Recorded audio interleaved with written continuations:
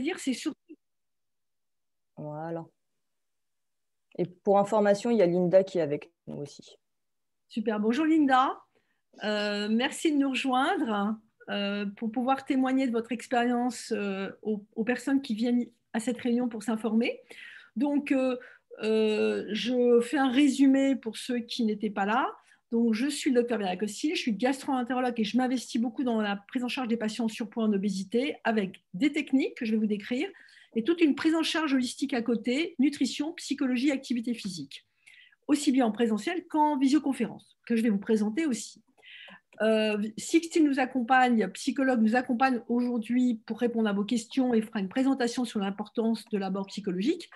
Et Linda vous témoignera et répondra à vos questions aussi pour, sur son expérience de la sleeve endoscopique. N'hésitez pas, cette réunion elle est interactive, c'est en petit comité, on n'est pas en amphithéâtre.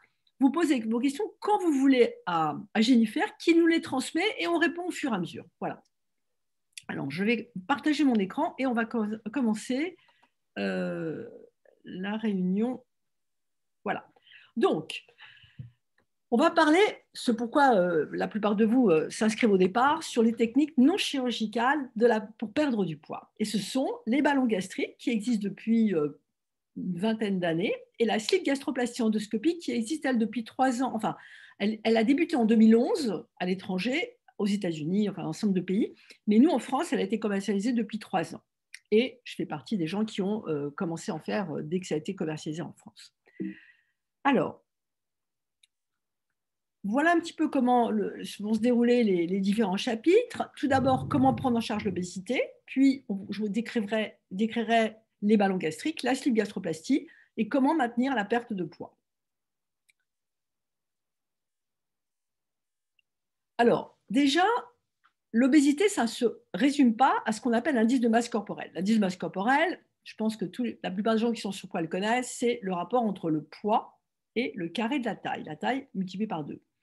Ce n'est pas la même chose de faire 1,90 m et 90 kg et 1,64 m et 90 kg. Donc, c'est pour ça qu'on détermine un indice de masse corporelle qui est comment dire, corrélé au risque cardiovasculaire, plus tard, diabète, hypertension, problème de cœur. Donc, c'est un indice de santé, en fait. En fait, l'obésité, ce n'est pas uniquement ça. Ce n'est pas non plus dû à un manque de volonté. C'est une maladie chronique complexe qui dépend de nombreux facteurs. Et ces facteurs peuvent être génétiques, métaboliques, la famille, elle compte. Si dans votre famille, il y a des gens qui sont obèses, vous serez peut-être plus sensible à prendre du poids vous-même quand vous serez à partir de l'adolescence. Des problèmes métaboliques, des problèmes comportementaux, comme on a été élevé. Si on vous a dit quand vous étiez petit qu'il ne faut jamais laisser une assiette vide, vous allez avoir du mal à ne pas finir vos assiettes, ça c'est sûr. Culturel, si on est d'origine maghrébine, ce n'est pas la même chose que si on habite en Europe, au niveau de ce qu'on aime manger, à quoi on a été habitué. Il y a un contexte psychologique qui est important, sur lequel on reviendra avec Sixtine, et des contextes environnementaux. C'est pour ça que la prise en charge, même si on fait une technique, elle doit être associée, personnalisée pour vous, pas une liste qu'on donne à tout le monde, et holistique, c'est-à-dire à la fois en prenant en charge tous ces facteurs. Donc, quelle que soit la technique, prise en charge comportementale et nutritionnelle, reprise d'une activité physique, je ne parle pas de sport là, je parle d'activité physique. Faire le ménage, c'est l'activité physique. Par exemple, jardiner, c'est l'activité physique. Tout ça pour éviter la reprise de poids à long terme. Parce que les techniques, même si j'étais chirurgien et je ne le suis pas, ont une limite dans le temps d'efficacité. Je vous le dis d'emblée. Ce n'est pas magique toute votre vie, on va pas vous limiter, mais ça va vous permettre d'avoir un certain temps de répit pour changer quelque chose et perdre du poids plus rapidement. Donc, que ce soit les ballons gastriques ou la sleeve gastroplastie, ce sont des starters. C'est une aide pour perdre du poids plus vite et retrouver une motivation lorsqu'on n'y arrive plus. C'est une aide aussi pour suivre les recommandations de l'équipe qui va vous aider, pour modifier, ce sont des professionnels de santé bien sûr, pour modifier son comportement alimentaire, reprendre une activité physique régulière adaptée à votre condition physique et à votre emploi du temps aussi, et gérer vos émotions.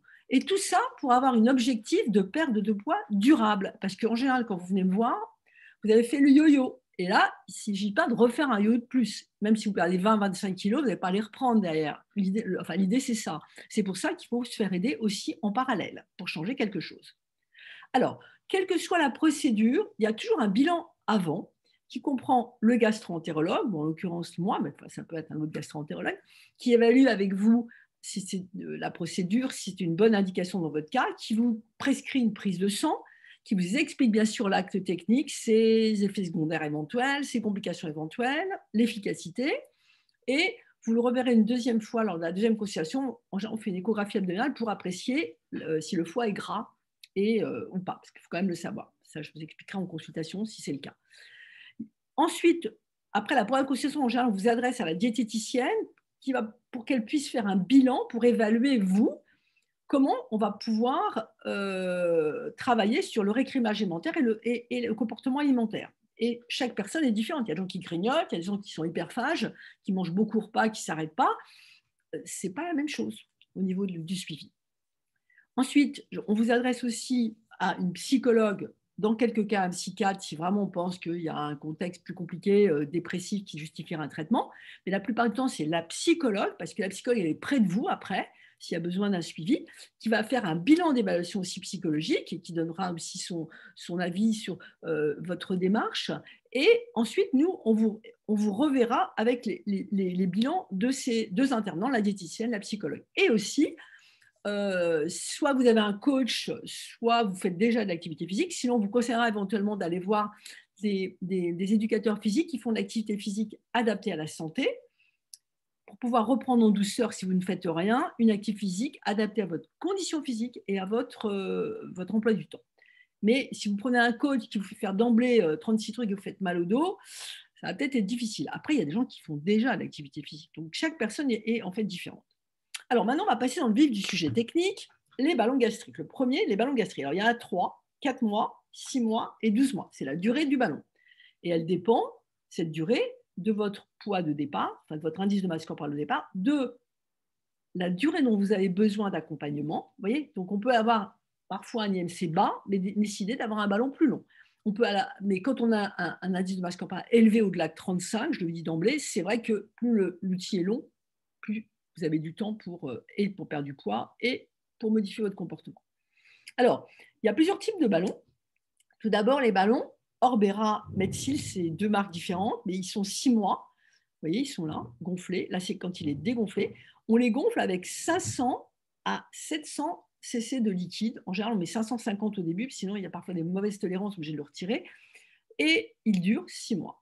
Ça, c'est le kit pour les retirer à la fin. On pique, on retire l'eau qui est dedans.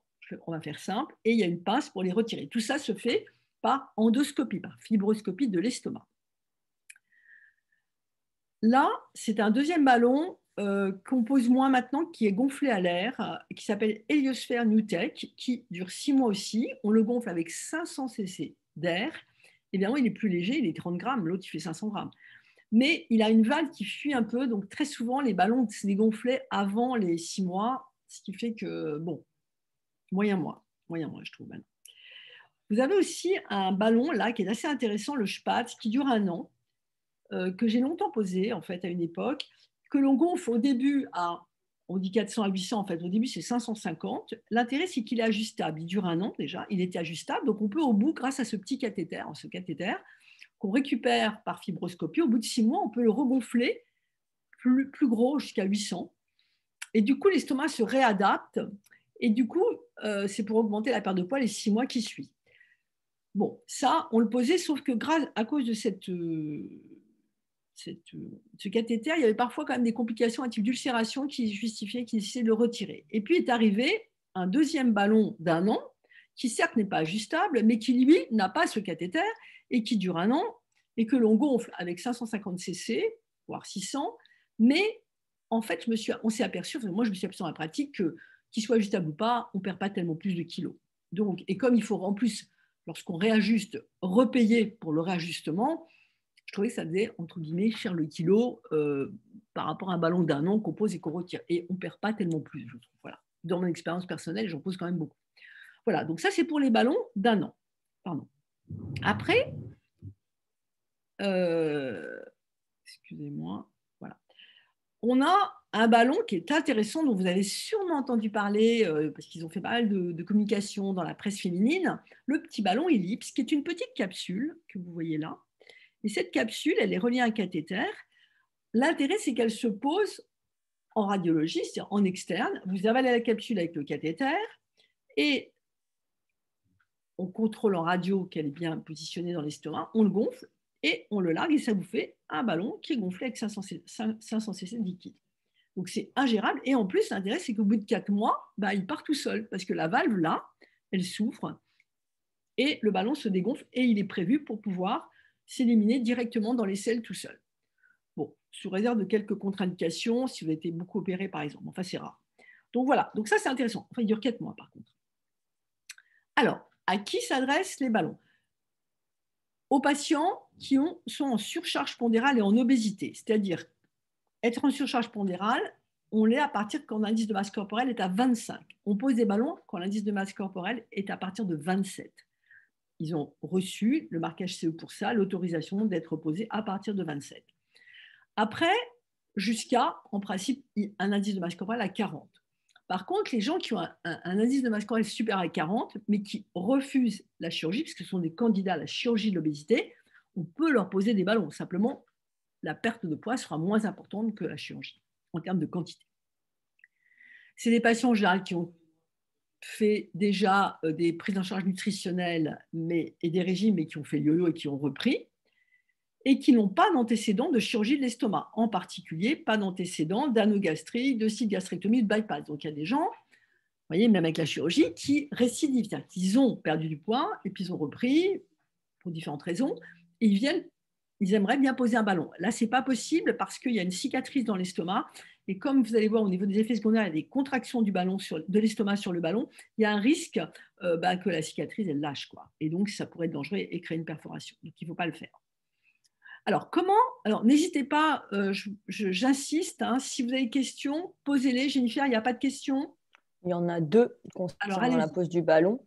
La première, est-ce que c'est pris en charge par la sécurité sociale? Non, le ballon n'est pas pris en charge par la sécurité sociale, je vais y revenir, il est à votre charge complètement.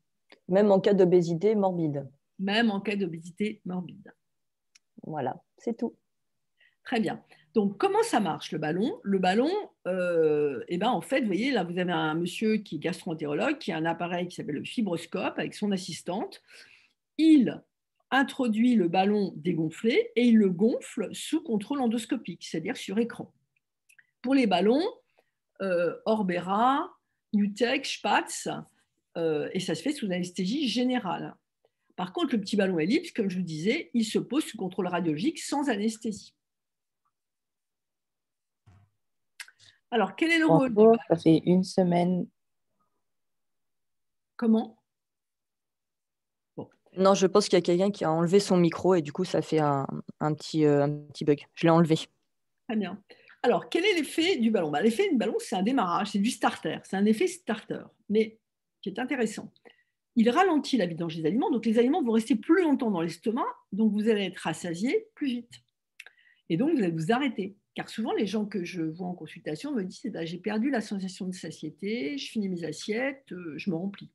Les gens qui mangent pas mal au repas, qui ont beaucoup de fourchettes, comme on dit. Là, il va diminuer le coup de fourchette parce que les aliments restant plus longtemps, vous n'allez pas pouvoir en mettre autant qu'avant.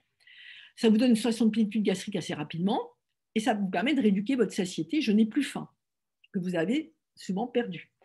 L'estomac, par contre, va s'adapter par son élasticité, sa compliance. Progressivement, il va s'adapter au ballon, l'estomac.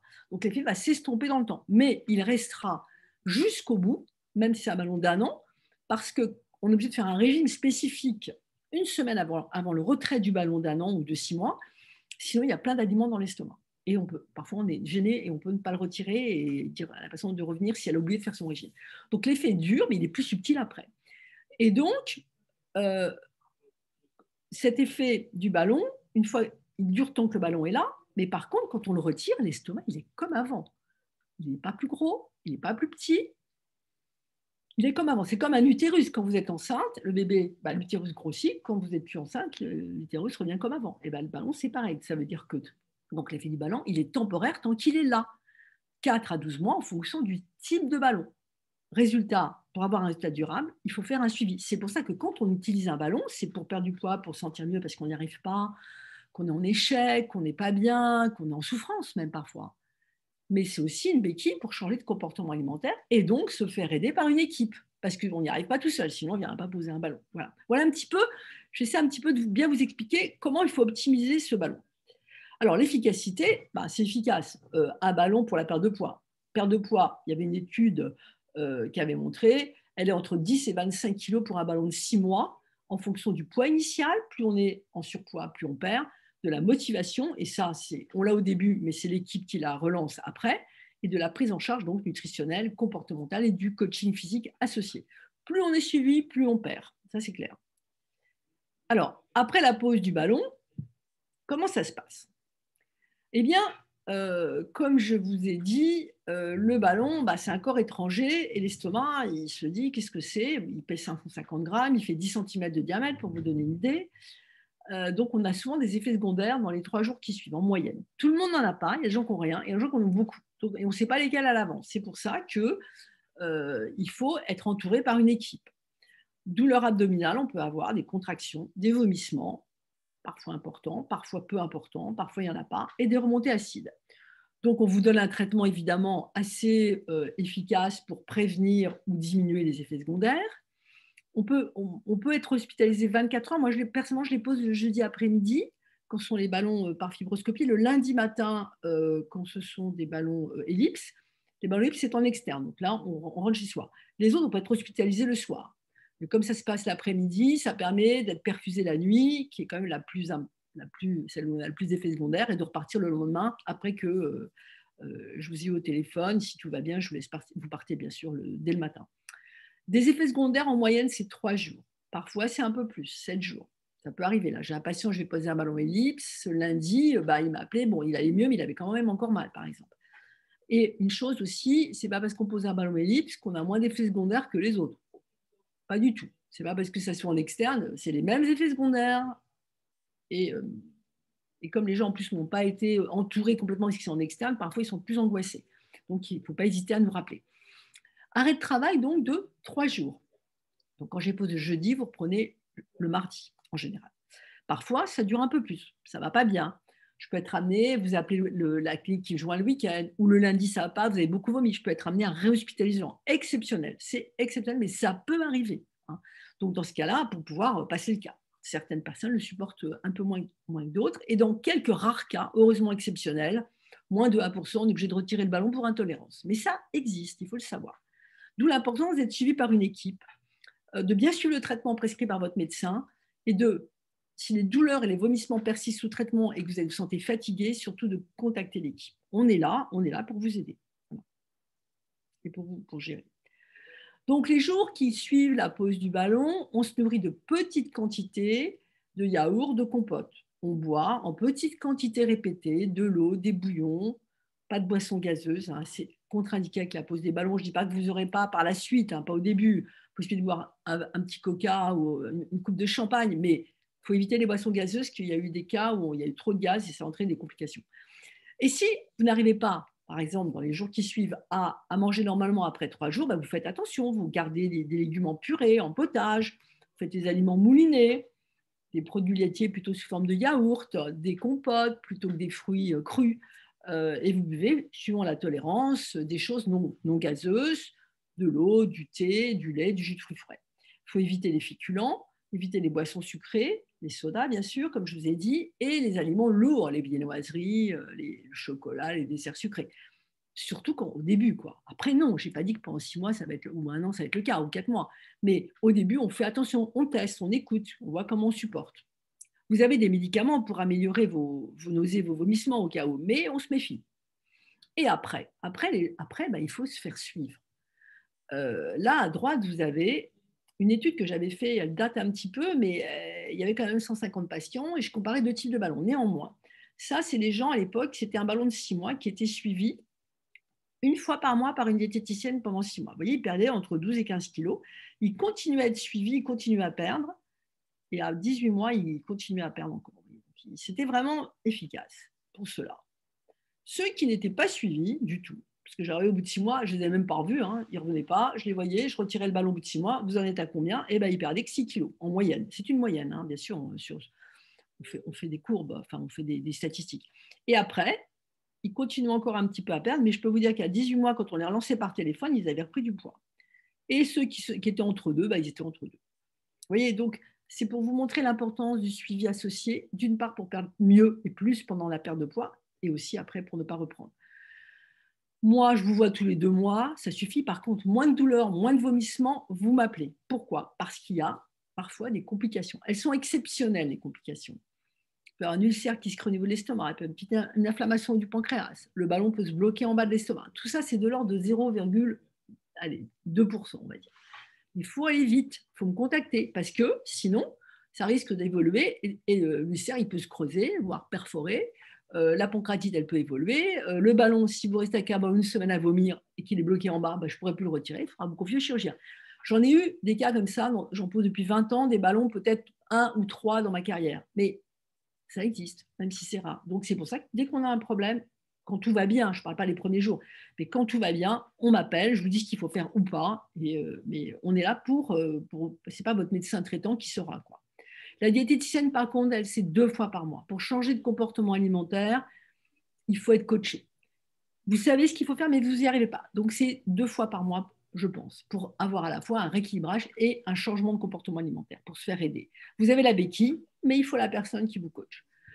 L'éducateur physique, ça dépend de votre. Si vous êtes sportif au départ, quand vous avez perdu du poids, vous allez recommencer. Mais si vous ne faites rien et que vous ne savez pas quoi faire, vous êtes un peu seul, se faire coacher 1 fois par mois par un éducateur physique, c'est une bonne chose, surtout pour ne pas se blesser.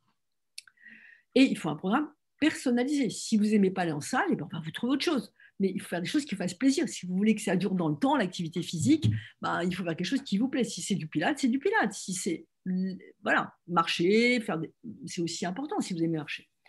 Le mental, on va y revenir avec Sistine, c'est pour gérer la prise alimentaire liée aux émotions. Et là, il y en a souvent quand même. Pas tout le temps, mais souvent. Et ça, si vous ne travaillez pas là-dessus, vous pouvez vous faire rattraper plus tard. Alors, je reviens par rapport à la question que vous avez posée tout à l'heure. Non seulement ce n'est pas pris en charge, puis c'est coûteux. Un ballon de 4 mois, c'est l'ordre de 3 050 €, celui qui s'avale et qui part tout seul. Celui de 6 mois, c'est l'ordre de 3 500 €. Pause, ballon, dépose. La dépose, on la paye qu'au bout de 6 mois, hein, bien sûr. C'est de l'ordre de 1 000 €. Et 1 an, c'est 400 € de plus, puisque le ballon vaut 400 € de plus. Alors, par contre, la fibroscopie qu'on fait pour les ballons, que ce soit tous ces ballons qui se posent par endoscopie, elle est prise en charge, elle, parce que c'est un acte diagnostique, mais la dépose est complètement hors nomenclature. Les déposes, donc, ne sont pas prises en charge par la sécurité sociale. Est-ce qu'il y a d'autres questions, Jennifer? Oui, alors là, c'est une question sur le ballon ellipse, mais je pense que c'est valable pour tous les ballons, c'est-à-dire ellipse 6 mois et 1 an. Si un patient a déjà posé un ballon, n'importe lequel, peut-il refaire une pose de ballon? Bien sûr, ça arrive, hein. Vous savez, les pertes de poids durables, c'est des temps longs. Il y a des gens qui perdent avec un ballon, ils perdent très bien. Et puis, la vie, quoi. Ils sont suivis peut-être un petit peu court, ils ont des problèmes dans leur vie qui font qu'ils reprennent. Donc, moi, j'ai des gens qui reviennent au bout d'1 an, 2 ans, 3 ans, et qui reposent un ballon. Il n'y a aucun problème.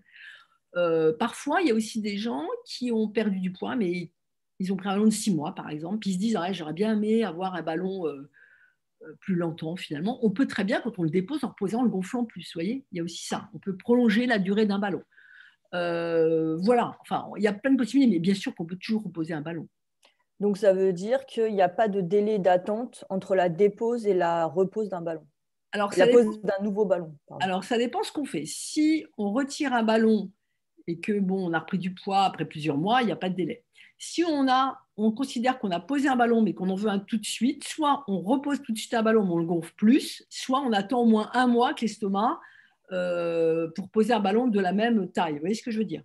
Parce que sinon, l'estomac s'est adapté au ballon et on va être plus efficient à attendre 1 mois entre la dépose et la repose d'un ballon. Ça a été montré par des études scientifiques, en fait des études de patients. Dans ce cas-là, c'est mieux. Moi, ce que je trouve intéressant, c'est de reposer un ballon. On va dire s'il est posé à 550 cc, et je le retire et j'en pose un à 800 cc en même temps.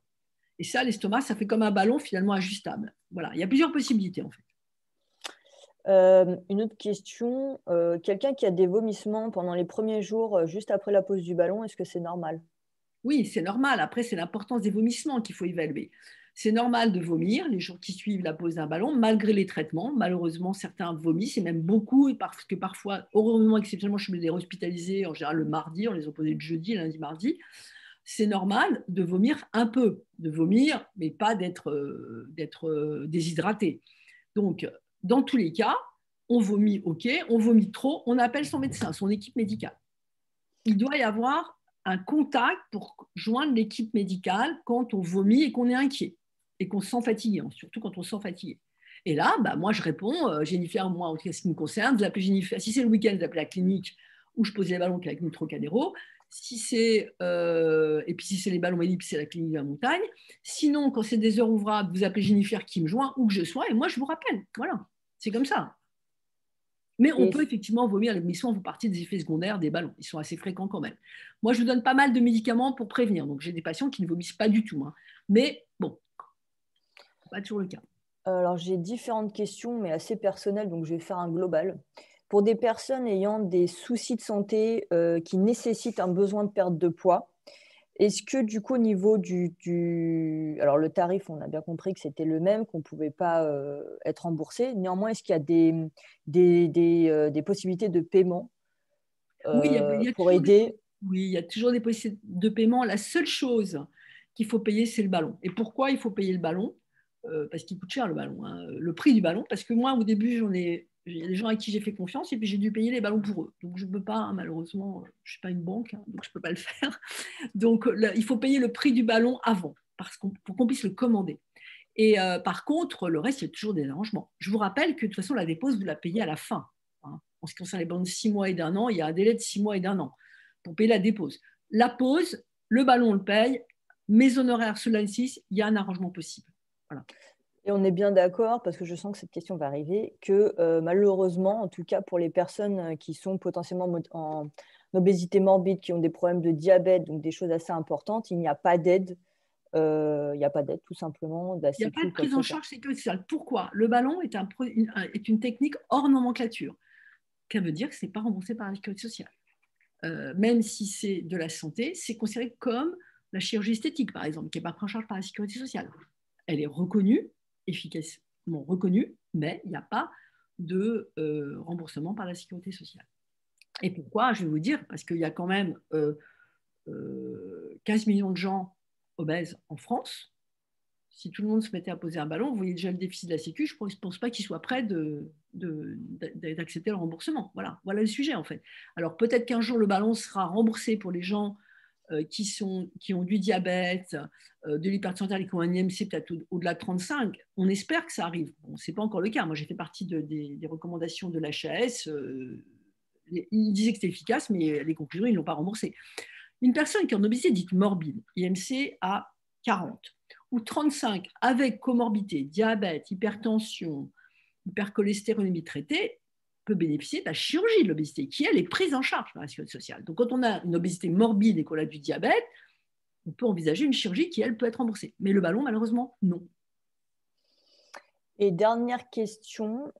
Alors, le sentiment de satiété, une fois qu'on a posé un ballon, dure à peu près combien de temps en moyenne, si vous Alors, avez? au début, on ne mange pas grand-chose. C'est plus qu'une sensation de satiété, c'est qu'on est vraiment très, très limité. Après, ça s'estompe dans le temps, mais on a toujours une bonne sensation de satiété. Alors, il y a des gens qui me disent, moi, j'ai rien eu au bout de 1 mois. Il y a des gens qui disent ça. Moi, quand je retire le ballon, s'ils n'ont pas fait de régime, il y a plein de nourriture dans l'estomac. Donc, ils ont quand même une plénitude gastrique. Le sujet, c'est que les gens qui ne ressentent souvent plus de satiété au bout d'1 mois ou 2 mois, ça arrive, hein. J'ai des gens qui me le disent, ils ne sont pas suivis en général. Donc, le sujet, c'est que quand on a un trouble du comportement alimentaire qui fait qu'on mange beaucoup au repas, est-ce que leur comportement n'est pas plus fort que le ballon? C'est la question à se poser, je ne sais pas. Alors, c'est possible, c'est variable suivant les gens, cette histoire de satiété. La plupart des gens ont une sensation de satiété importante qui dure plusieurs mois, mais qui s'estompe quand même dans le temps. Au début, je vous dis, on mange avec compote de yaourt, pas plus. Mais après, heureusement, on mange normalement. D'où l'importance du suivi à côté pour apprendre. en fait, à se retrouver comme des gens qui n'ont pas de problème de poids. Quand on n'a pas de problème de poids, c'est pas qu'on n'aime pas manger, c'est pas qu'on ne mange pas. C'est simplement que votre cerveau vous dit, là, arrête-toi parce que tu vas avoir les yeux plus gros que le ventre, tu vas pas être bien, ne prends pas le dessert. Quelqu'un qui a un problème de poids, souvent, bah, il mange, il ne s'arrête pas. Le ballon, il vous aide à faire ça. Et il continue suffisamment de temps, puisque je vous dis, à la fin, il faut quand même faire un régime spécifique, une semaine assez strict. Je peux vous dire, les gens, ils reprennent 1 kilo en général cette semaine-là. Donc, il marche. Après, suivant chacun, ben, le comportement alimentaire fait que parfois, même en chirurgie, il y a des gens, bien qu'ils soient opérés, ils ne perdent pas. Donc, c'est compliqué de répondre à cette question. Parce que le ballon, je sais qu'il fonctionne, moi. Après, il y a des gens chez qui il fonctionne moins bien que d'autres. Alors, il y a aussi une réponse à cette question. C'est qu'en fait, il y a des gens, ils ont une vidange de l'estomac qui est plus rapide que d'autres. Et chez ceux-là, le ballon va marcher moins que celui qui a la vidange plus lente au départ. Vous voyez? Donc, il y a une efficacité qui varie un peu quand même en fonction des gens. Mais globalement, la moyenne de perte de poids d'un ballon de 6 mois, elle est de 12 à 15, et d'un ballon de 1 an, elle est de 18 à 20. Donc il y a des gens qui perdent moins, et ceux-là, peut-être, ils ont une sensation de plénitude qui va être plus rapide, et il y a des gens qui perdent jusqu'à 30 kilos. Donc c'est très difficile de répondre à cette question pour tout le monde, quoi. Voilà.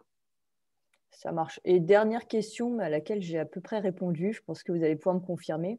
On me demandait en moyenne combien de temps on pouvait poser un ballon. Moi, j'ai expliqué qu'en fait, ça ne dépend pas forcément de nous, ça dépend aussi du patient, de l'envie qu'il a d'avancer dans le cheminement, des agendas du psychiatre, des agendas de la diététicienne. Sachez que le docteur Costil, en moyenne, on est entre 3 semaines à 1 mois d'attente pour des prises de rendez-vous. Donc après, tout dépend du patient. Voilà, comment vous envisagez d'avancer dans votre pose de ballon. Je ne sais pas si vous le confirmez. Je confirme. De toute façon, entre la première consultation et la pose du ballon, en moyenne, c'est 3 semaines, 1 mois. Si vous avez fait votre bilan, il y a une deuxième consultation avec moi. Donc, dès que vous sortez de la première consultation, vous prenez les rendez-vous avec la diète, la psychologue. Vous faites votre prise de sang. Il y a une prise de sang, ça va vite, le résultat. Alors, si c'est, on va y revenir plus tard, mais si c'est votre propre diète et si votre psychologue et que ça prend beaucoup de temps, là, ça prendra du temps. Bon, moi, j'ai une équipe présentielle qui est assez réactive et j'ai Méthode Co qui, vous loguez sur Méthode Co, il y a des rendez-vous, vous choisissez rendez-vous, il y a plusieurs psychologues, plusieurs diététiciennes. Bon, donc ça va assez vite et ils m'envoient tout par mail. Donc ça va assez vite. Et normalement, je vous vois une deuxième fois, je fais l'écho, je synthétise tout. Il n'y a plus qu'à avoir l'assist, on pose le ballon. Donc quand ça marche bien, c'est 3 semaines, 1 mois.